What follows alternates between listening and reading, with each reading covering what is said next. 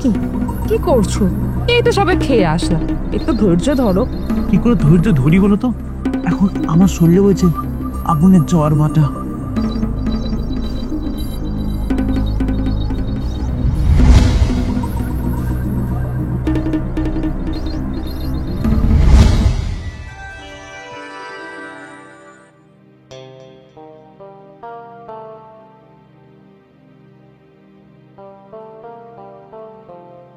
বলছি শোনো, ভালোভাবে থেকো আর ফোনটা সবসময় কাছে রাখবে। তোমাকে ছেড়ে দূরে থাকতে আমার খুব কষ্ট হবে, তাই কিন্তু আমি যখন তখন ফোন করবো। আর আমার বুঝি কষ্ট হবে না? একদম দেরি করবে না, তাড়াতাড়ি কিন্তু কাজ শেষ করে চলে আসবে। আচ্ছা বাবা, আসবো। আর আমার এই মিষ্টি বউটাকে ছেড়ে বেশি দিন দূরে থাকতে। ম্যাডাম, হ্যাঁ, একেবারে ওই ফ্রিজের ঠান্ডা জল নিন, এটা ওই দাদাবাবুর ব্যাগে ঢুকিয়ে দিই।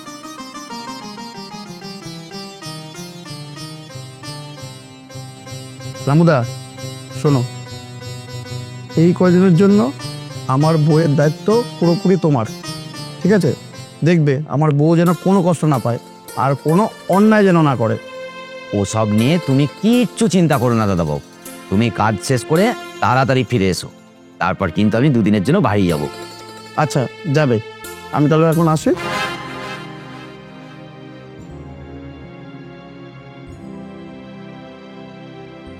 বলছি ম্যাডাম, আমি তাহলে এবার রান্নার কাজে হাত দিই। হ্যাঁ ঠিক আছে। আজ অনেক দিন পর আমার সামনে 15 দিনের জন্য বাইরে গেল, মানে 15 দিন বাড়ি পুরো ফাঁকা। এই সুযোগে আমি আমার প্রেমিকের সাথে আরামসে রিল্যাক্স করতে পারবো। তাই ওকে একটা ফোন করি।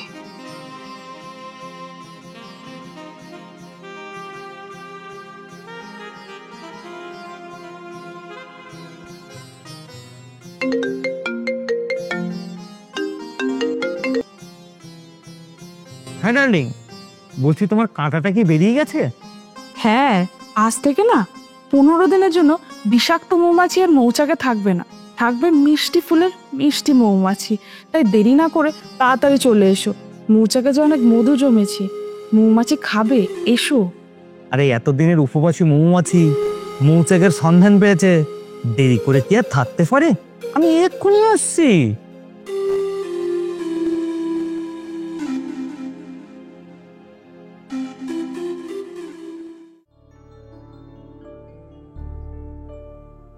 বলছি ম্যাডাম, আমি বাজারে যাচ্ছি, আর বলি কি, আজ তাহলে ওই ভালো দেখে 2 পিস কাটা মাছ নিয়ে চলে আসি। 2 পিস নয় রামুদা, তুমি না একটা কাজ করো, 3 পিস মাছ নিও। ওই আমার ওই বন্ধুটা আছে না, আজকে দুপুরে ও এখানেই খাবে।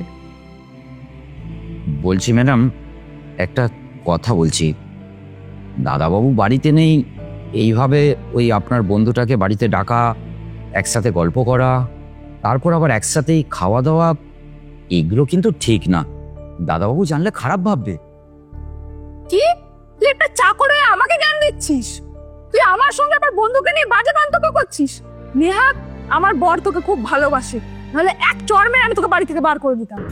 আমার ভুল হয়ে গেছে, ঠিক আছে, আমি 3 পিস মাছই নিয়ে আসবো। প্লিজ রামুদা, কিছু মনে করো না, আসলে ও খুব ভালো ছেলে আর আমার খুব ভালো বন্ধু। আসলে তুমি বললে তো আমার না মাথাটা গরম হয়ে গেছিল। প্লিজ রামুদা, কিছু মনে করো না। না না ম্যাডাম, আমি কি আপনার কথায় কিছু মনে করতে পারি? আপনি কিছু চিন্তা করবেন না, আমি 3 পিস মাছই নিয়ে আসবো। বাপরে বাপ, এক্ষুনি রামুর কাছে ধরা পড়ে যাচ্ছিলাম। না না, এখন ওকে চটালে চলবে না, ওর সাথে ভালোভাবে কথা বলতে হবে। কারণ স্বামীর আড়ালে অয়নের সাথে সম্পর্কটা আমাকে রাখতেই হবে।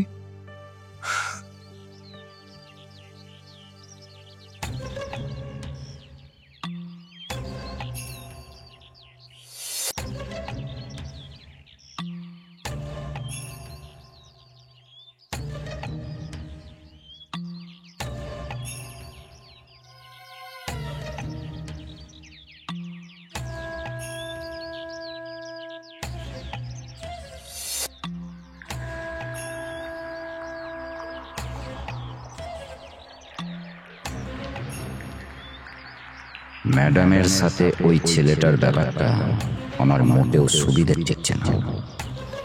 আমি ম্যাডামকে বলার পরেই ম্যাডাম আমাকে রেখে তুই তো গাড়ি করল, আবার নিজেকে সংযত করে তুমি বলল। না না, ব্যাপারটা তো তেমন একটা গোলমাল লাগছে। আমাকে দেখতে হবে ব্যাপারটা আসলে কি।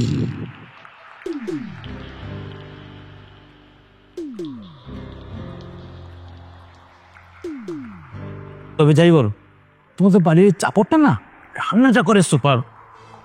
হ্যাঁ, একদম ঠিকই বলেছো। ওর হাতে রান্না না খেলে আমাদের তো তৃপ্তিই হয় না। দেখ, এই কটা দিনের কথা না আমি একদম ভুলতে পারবো না। এত সুন্দর খাওয়ার ব্যবস্থা, তারপরে এত বড় শোয়ার ব্যবস্থা, কি করে ভুলি বলো তো? এ কি কি করছো? এই তো সবে খেয়ে আসলাম, একটু ধৈর্য ধরো। কি করে ধৈর্য ধরি বলো তো? এখন আমার শরীরে বলছে আগুনের জ্বর ভাটা।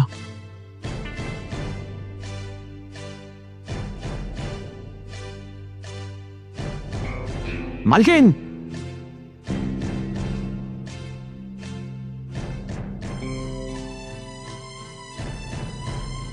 মালকিনকে যা বলার আমি তা তো পরে বলছি। তোমায় তোমায় বলছি, লজ্জা করে না তোমার? বাড়িতে নিজের বউ থাকতে এইভাবে অন্যের বিবাহিত স্ত্রীর সাথে অবৈধ সম্পর্ক চালিয়ে যেতে? আজ যদি এটা তোমার বউয়ের সাথে অন্য কেউ করত, তাহলে তোমার মনটা কি হতো একবারের জন্য ভেবে দেখেছো? যাও, এই মুহূর্তে বাড়ি থেকে বেরিয়ে যাও।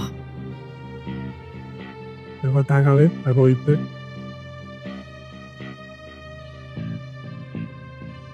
এত বড় সাহস! তুই আমারই সামনে আমার বন্ধুকে অপমান করিস, আমার বাড়ি থেকে চলে যেতে পারছিস? আপনি ভুল করছেন ম্যাডাম।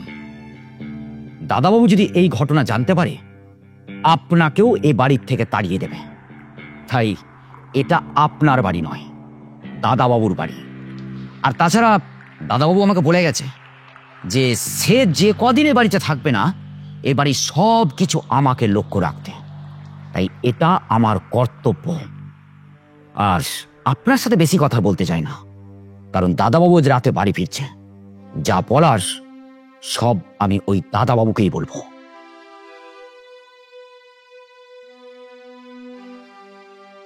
সর্বনাশ! এখন কি হবে? রামু যদি ওকে সব বলে দেয়, তাহলে তো ও আমাকে বাড়ি থেকে বের করে দেবে। এখন আমি কি করব?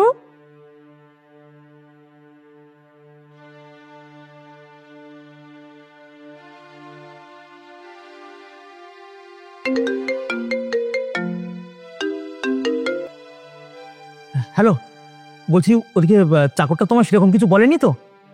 নির্বোধের মতো কাজ করে এখন আবার জিজ্ঞাসা করছো যে ও কিছু বলেনি তো? তুমি দরজাটা না বন্ধ করে এই কাণ্ডটা কেন করলে বলো তো?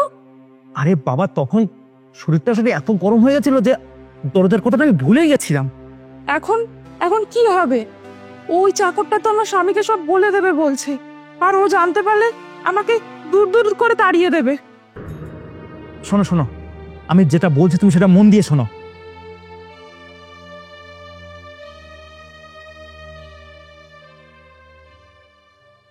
ওকে, ঠিক আছে।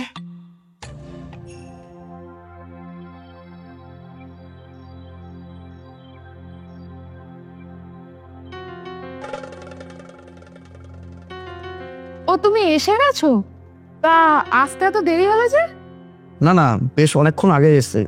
ওই বাইরে রামুদার সাথে দাঁড়িয়ে একটু কথা বলছিলাম। এতদিন বাড়িতে ছিলাম না, কি কি ঘটেছে, কার কি হয়েছে, আর আমার এই মিষ্টি ওটা কেমন ছিল সেটা আমাকে জানতে হবে না? ও, তুমি সব জেনে গেছো? বাড়ির ব্যাপার আমাকে তো জানতেই হবে, তাই না? না না, তুমি জানো না। আসলে ব্যাপারটা হলো, প্লিজ, আজ আমার শরীরটা ভীষণ টায়ার্ড। তুমি যা বলো কালকে বলো, আমি কালকে শুনবো। তুমি শুয়ে পড়ো, আমি বাথরুমে গিয়ে ফ্রেশ হয়ে এসে শুয়ে পড়ছি।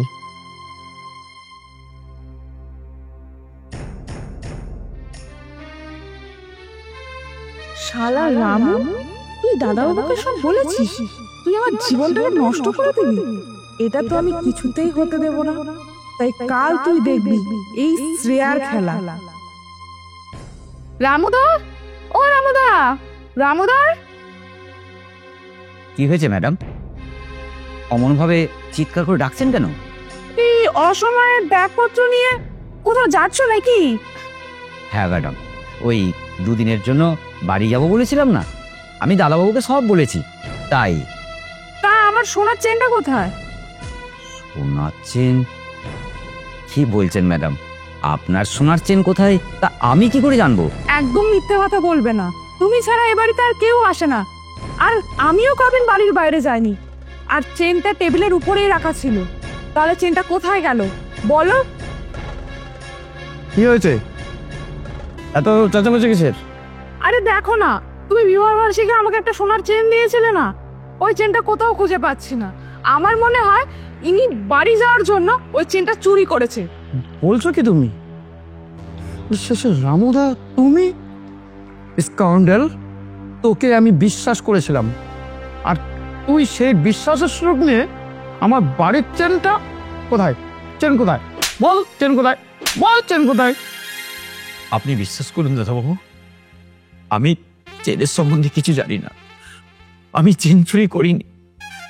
বিশ্বাস করুন ম্যাডাম, আমি চেনের সম্বন্ধে কিচ্ছু জানি না। একদম চুপ। দেখি তোর ব্যাগটা দেখি।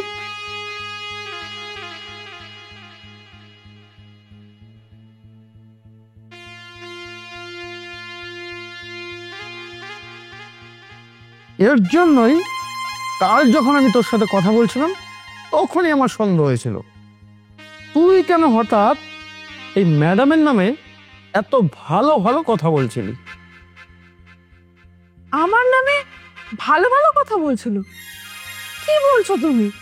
হ্যাঁ, আমি যখন কাল বাড়ি ফিরছিলাম তখন দেখি সিঁড়ির ওখানটায় রামুদা মন খারাপ করে দাঁড়িয়ে। তারপর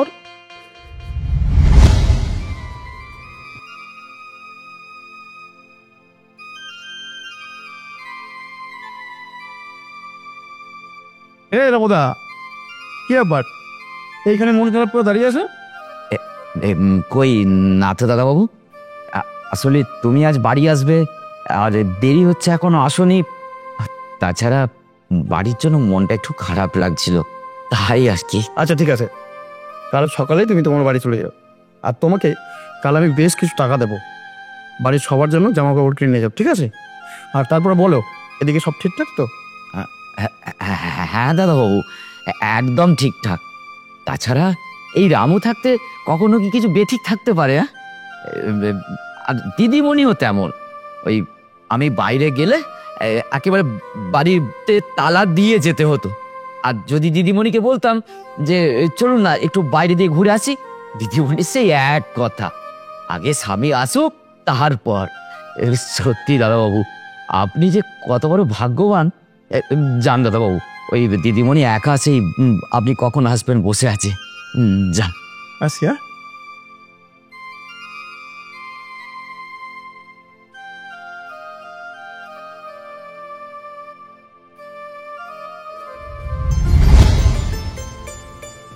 এবার তুমি নিশ্চয়ই বুঝতে পারছো এই তোমার নামে এত ভালো ভালো কথা বলার আসল উদ্দেশ্যটা কি।